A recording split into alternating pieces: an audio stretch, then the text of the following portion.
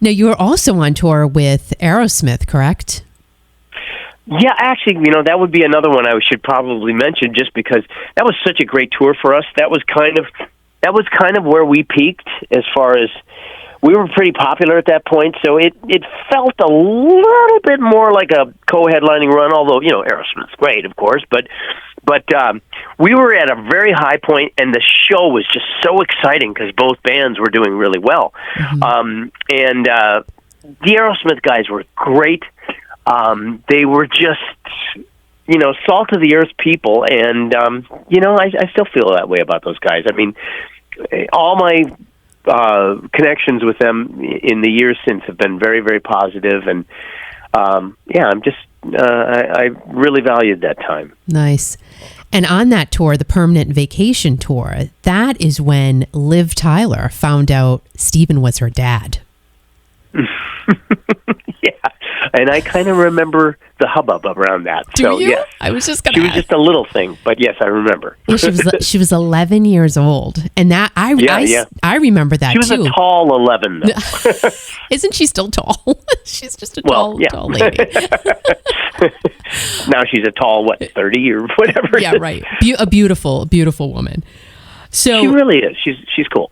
Yeah, and I mean, again, I only met her when she was 11, but you met her when cool then. But you met her when she found out Steven Tyler was her dad. Like, that's just crazy. I remember her coming around during that. Yeah, it was bizarre, and I remember hearing the stories. Gosh, dang! See, you really got to be in a band during the best time of our lives. That's what I say.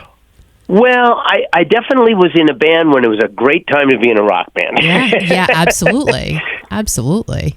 The 80s were kind of the peak, but it was sex, drugs, and rock and roll, and I think we all needed a little bit of a wake-up call after that, and so I think everybody that intended to got more serious about music after that, and I think that's a good thing. Yeah. Now, this is a very serious question. Do you still have your leather pants from the Dokken days? I never actually had any leather pants. I had that fake stuff, pleather. And no, I don't have any of those.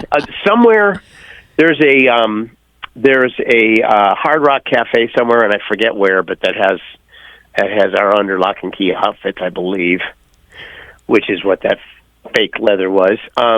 Well, they looked like leather. They really did look real. Well, that was the whole idea. Now, a fan question. This is from Bill from Kentucky. He said that he heard in an interview once that Don gave George a microphone and he never turned it on for him. Is that true or false? Wow.